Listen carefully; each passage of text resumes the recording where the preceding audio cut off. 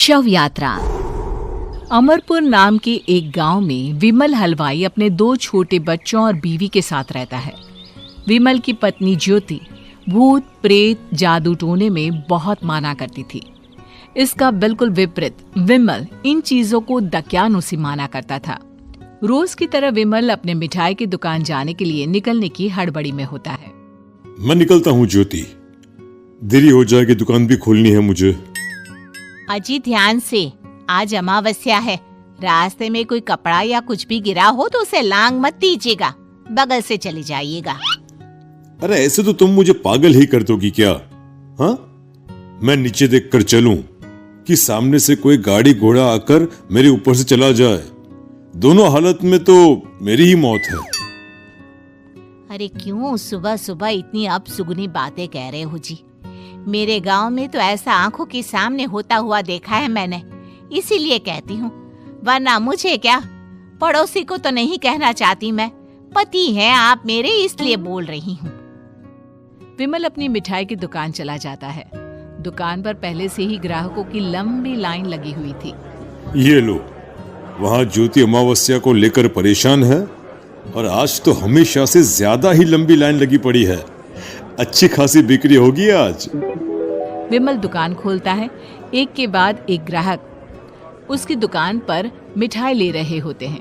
तभी गांव की एक बूढ़ी औरत विमल से कहती है, जिस तेजी से बिक्री हो रही है, कहीं किसी की नजर ना लग जाए, नींबू मिर्ची टांग ले। अरे क्या चाची तुम भी, ये सब नजर बजर कुछ नहीं होता है। कैसे लोग हैं मेरे आसपास। अपनी दुकान से शाम को विमल हंसते कूदते वापस घर आता है। हाँ, आज तो अच्छी खासी बिक्री हुई है। एक महीने में जितनी बिक्री होती है, एक ही दिन में आज उतने पैसे कमा लिए मैंने। ये तो बहुत अच्छा हुआ जी, आज ही घर की नजर उतारी है मैंने। बिक्री तो अच्छी होनी ही थी। अच्छा, तुम खाना लगा दो, सारा माल बिक चुका है। मुझे शहर जाना होगा, कुछ चीजों की जरूरत पड़ेगी। रात भर मिठाई बनाऊंगा, तब जाकर कल सुबह दुकान खोल पाऊंगा।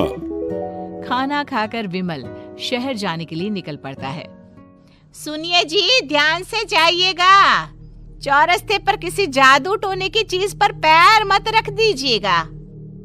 हे भगवान, हद हो गई ज्योति, ये तो मैं जा रहा हूं। विमल गुस्से से शहर जाने निकल पड़ता है।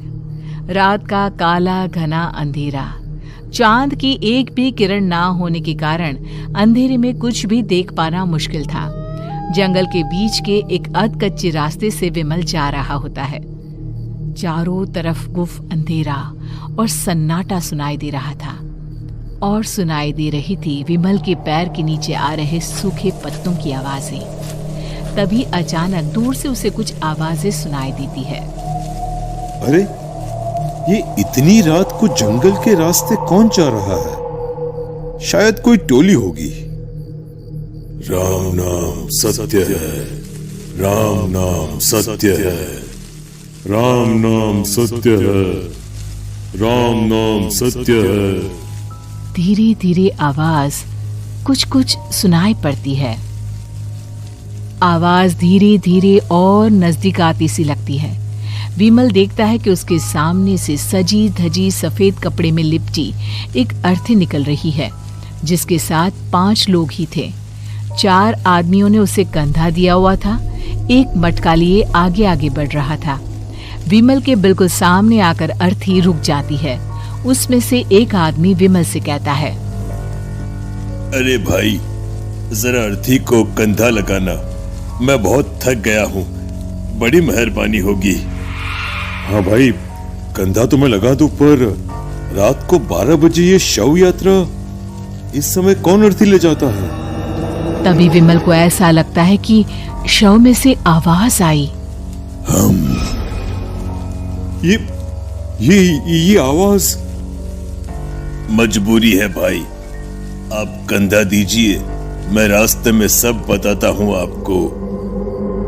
विमल अर्थी को कंधा दिए चल रहा होता है कि उसे ऐसा लगता है कि हाथ में मटका लिए जो आदमी शव के आगे चल रहा है उसके पैर उल्टे हैं। क्या हुआ भाई, हकला क्यों रहे हो? वो आपके साथी के पैर उल्टे। विमल अपनी बात पूरी भी नहीं कर पाता कि वो देखता है कि उस आदमी के पैर तो सीधे ही हैं।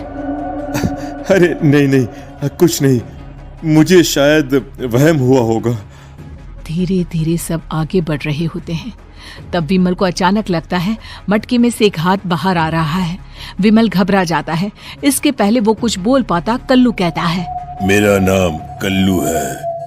हम 6 दोस्त थे, जिसमें से एक को तो तुम सोया हुआ देख रहे हो। इतनी पक्की दोस्ती थी कि जैसे हम सब सगे भाई हैं। पर किस्मत का कोई क्या कर सकता है। आज से 4 साल पहले एक नदी में हम सब नहाने गए थे, जिसमें डूबकर राजेश की मौत हो गई। किसी मजबूरी के कारण हमें उसकी अर्थी को रात को ही शमशान घाट ले जाना पड़ा। हम 5 उसे ले जा रहे थे।